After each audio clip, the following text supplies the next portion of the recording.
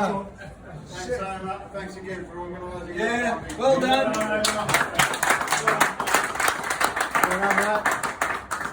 Thanks for asking me to speak for 10 minutes, even though... 10 minutes?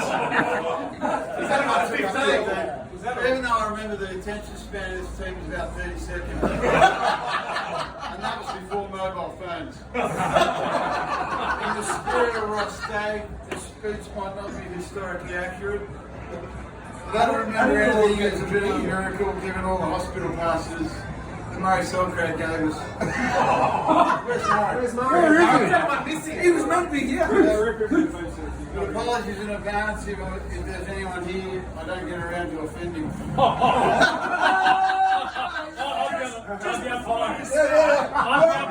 We are all on that. Do you understand the Smoke Packers Brian? That's it? I'm going to record. Alright,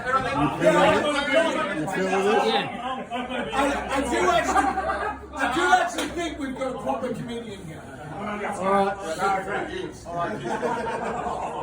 I'm glad we're coaches tonight because looking around, Roscoe might well be the fittest one here. Roscoe lived the values of discipline, toughness and fitness and so on and so forth. As well as the value of saying and so on and so forth at the end of every sentence. But his influence bred a champion Ironman. And if we were to organise that type of personal fitness training today, Frank can charge us a fortune. Thank you. Frank, you're a top class worker. But there's no need to charge like one as well.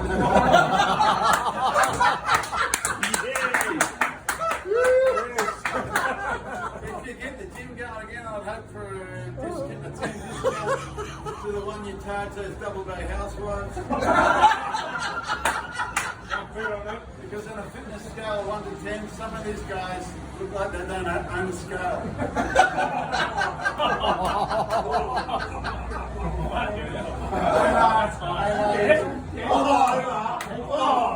I admitted to stacking on a kilos every year since I've been out of school. You did it. And if something's not done, the 50-year reunion will be on a fat farm.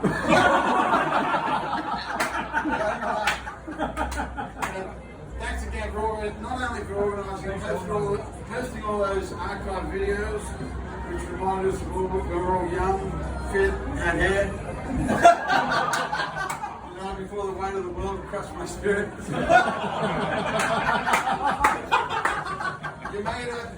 You had my mates debut with us before playing 10 years at Rugby. I was privileged to even play a second grade game with him. When Canberra was keeping me out of first.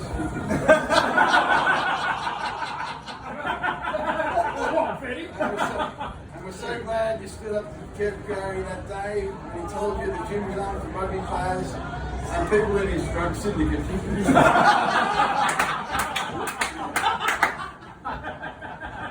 course, Kev couldn't make it tonight. He's been detained for about 20 years. Depending on good behaviour. Unfortunately, Ruben's overseas with the Russian army. Can't grab the deadlock in the Ukraine. A strapper Fred couldn't be here. He's dead, isn't he? He's overseas in the North Pole. He's carrying his reindeers. Yeah, I'm kidding. Fred's dead, baby. Fred's dead. Our under-13s coach, Greg Smith, couldn't be here. Again, Greg's dead, baby. Is he actually dead? Yeah. Really? How long ago? Fuck, I didn't know that. It was a hard time. Turns out those tumours, those headaches you got in class, it actually wasn't two. We're lucky that people like you taught us running rugby. We got to hear where the Bill rained out of Coogee, seeing so many rugby memories. Who doesn't remember the Randwick All Blacks game in '98 when Jay fell off his balcony? I don't remember. Yeah. Doesn't remember. He was in an induced coma. But the rest of us saw a typical example of a round team performing beyond expectations. That with me and Jay are still mates today is due to the bonds you form playing rugby. Rugby league teammates usually love sport, we've got a sense of humour, and we make great big men when they're not cutting your grass. When I started year 7, there were my mates from primary school, Clint, Frank, Jonah Forrest, is here now, and about 150 other freaks and weirdos. And Greg Smith threw us into a team, and 15 of those freaks and weirdos became mates. The team was a usual mix, Randwick boys mixed of soccer players, leagueies, and it helps that the team's been picked up by a future Randwick coach, all of his coach. And Simon Smith. That's good. And you in the centres. What are you doing in the centres? The local sides couldn't beat it, so Greg organised a couple of games against Sydney High. I thought this was optimistic, but humility wasn't Greg's strong suit. High's team had blokes like Chris Whittaker, Duncan McRae, Lawson Dolan, and an arrogance they must have picked up from playing in the GPS. This soon changed after the opening whistle when Lawson was picked up and driven into the ground by Ivan Sidic, our resident nutman in the team before he got expelled. Jay deserves to remember the intensity of the roar the team let out after that tackle. The poor 13-year-olds from High were so shell-shocked we beat them twice at their home ground that year. With Nigel on the bench, we were excited. Someone can validate that. Fast forward to 91, and a star-studded Sydney High team had only lost one game in the GPS. We turned up to Mackay with a usual bunch of soccer converts, leagueies, and this time Latner as our resident nutman. Still to the side. We won ugly courtesy of the swarming attack and defence you see in those videos. And someone And of scored course, just. Barbara's ability to toe bash a ball from over 60 metres.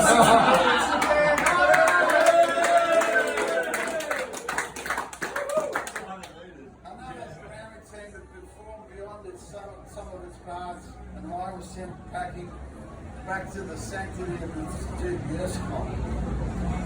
We should be proud that the only teams to beat us that year were Scots and Joeys. They have gilded facilities, and their coaches like Shelton couldn't find out any weaknesses. They've just recruited prodigy like Curtly Beale from Mount Druitt. But we went one better. We recruited Andy Gray from Glebe.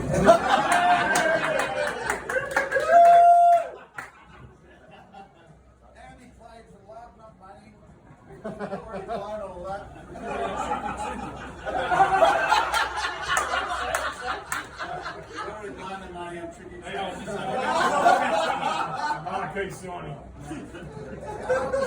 I was never envious. I was never envious of those elite private schools. Their families have paid a fortune for their education. Only to hear from the Royal Commission that their kids were getting molested by the teachers. Why Joey was so upset at the start of the game when Lattner called them all faggots. Matt Bird. He was there. Matt Bird played against us. Really, was he? Yeah, he was there. He was a fullback. Went for Australia the following year. We'll fact check Latner's I remember running the ball. Come on, you faggots! What happened?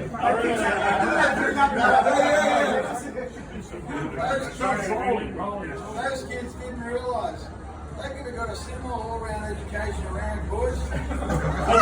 And Mr. White would have molested them for free.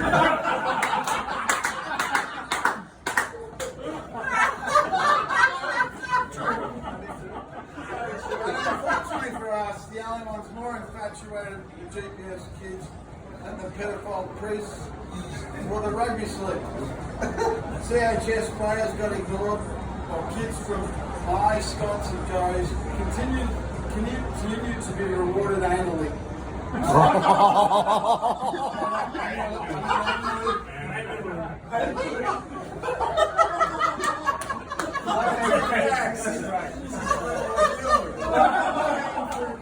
result is a Wallabies team that spent this year drowning in the pool stage whilst everyone else sat there watching the NRL finals. But, like all of the World Cup and NRL teams, our side was chock full of big, powerful islanders with unpronounceable surnames. It was just that our islanders were from the Greek islands.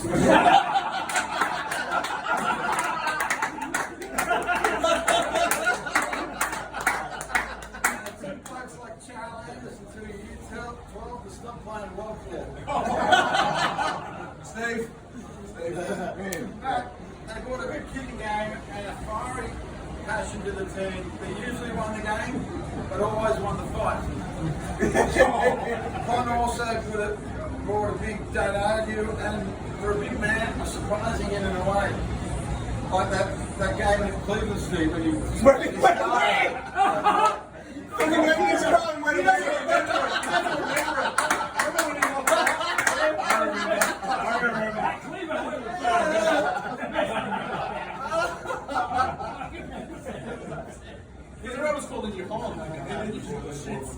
Kimbo was our genuine remember. He was just half the size of the ones on TV. That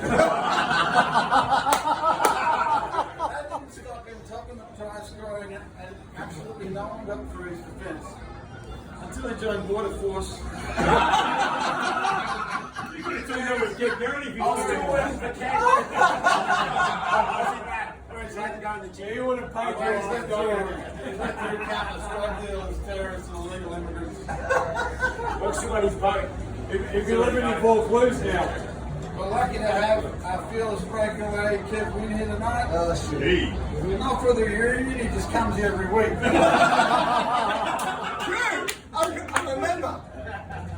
Kev was our only English player, but he came from a part of England that didn't actually speak English. You could understand him as long as he wasn't fired up about something, drunk on Southern Comfort, but chatting up some bimbo who thought that somebody accent was. Basically all the time. It's awesome to see Clint here fighting fit. The reunion was actually Clint's idea, as Omar said. He just couldn't be asked to organise it. Clint's responsibility made him Sportsman of the Year in '91. He was equally devastating on the rugby field, the cricket pitch, and especially the ice, until he smoked too much of it.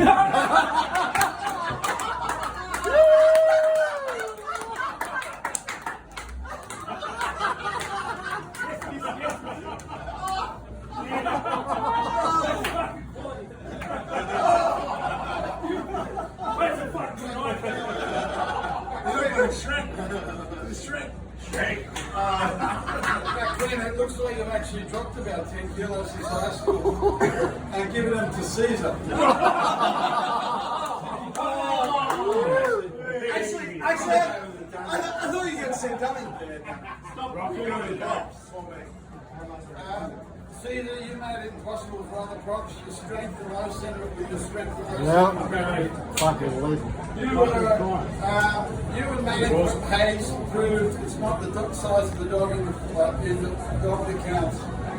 We're so glad that you managed to get leave around this time of year from making toys in Santa's workshop.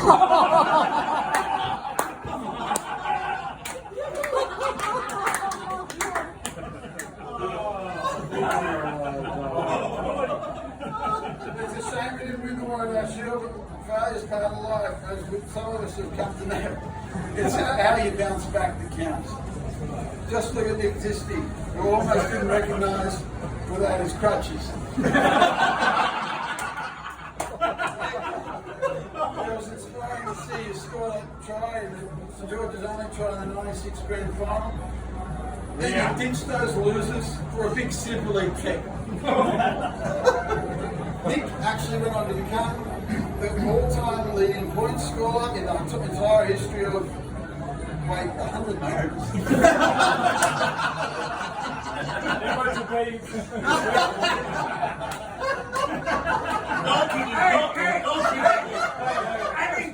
Any Top try scorer, top point scorer. and you time match. Did that? At the end of Got you saying though.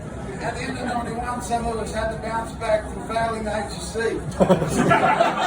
That's everyone. All of us.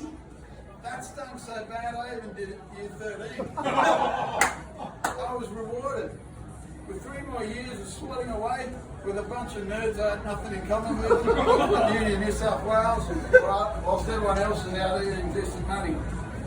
By the time I graduated, I was almost bald, and people could just Google what I've learned. So I'm the last guy here that would denigrate anyone that didn't go to university. But for those that didn't go to uni, denigrate means to put down.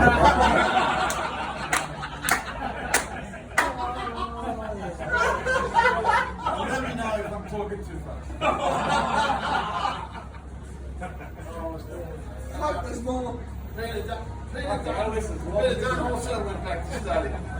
The sale of the century. Yeah, he did well. Danny, we all put your telephone night. All put your pain on that phone night. When you were flogged by some egghead who actually paid attention.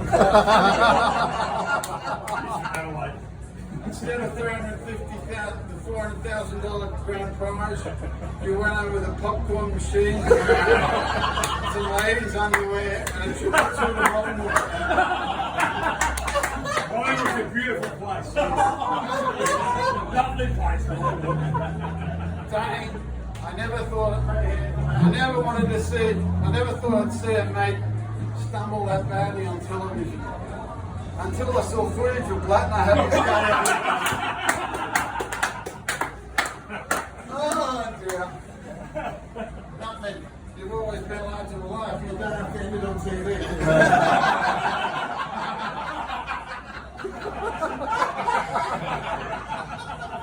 You're around the 60 reunion when you're in a nursing home, front row for Crumb.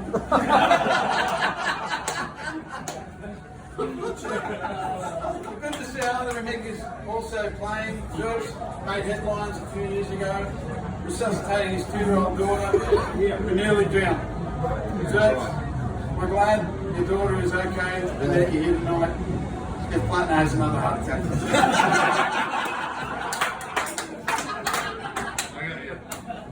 I said to keep the fortune on the tip down. Oh, I know.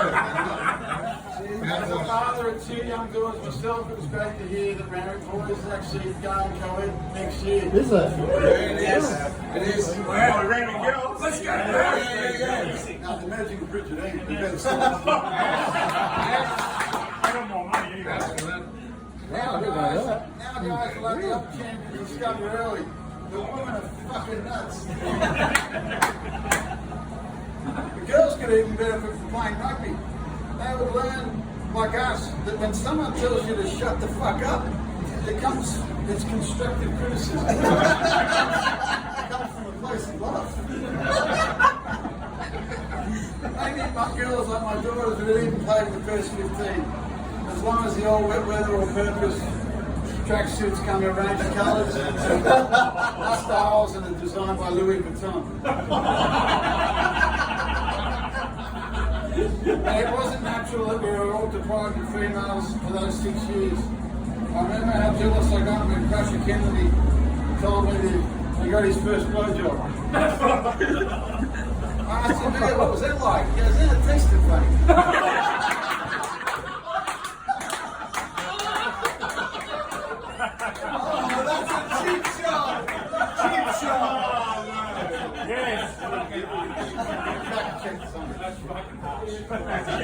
Year 12 weird shit started to happen. Hey, start that again.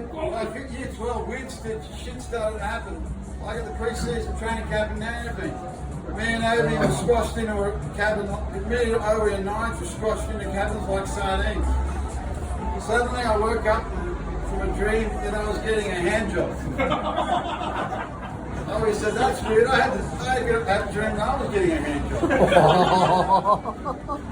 And I said, that's weird. I had a dream I was skiing.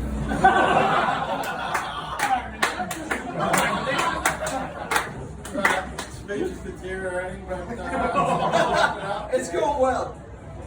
so it's been 32 years since the glory days passed us by. Those who kept playing will appreciate they only get one opportunity to go into battle with the mates from the schoolyard.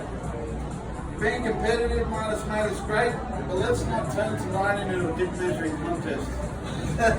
Anyone, teenagers will appreciate it's a time when they start to deal with life by themselves, or if you're lucky like us, a few mates by your side. Thanks for coming.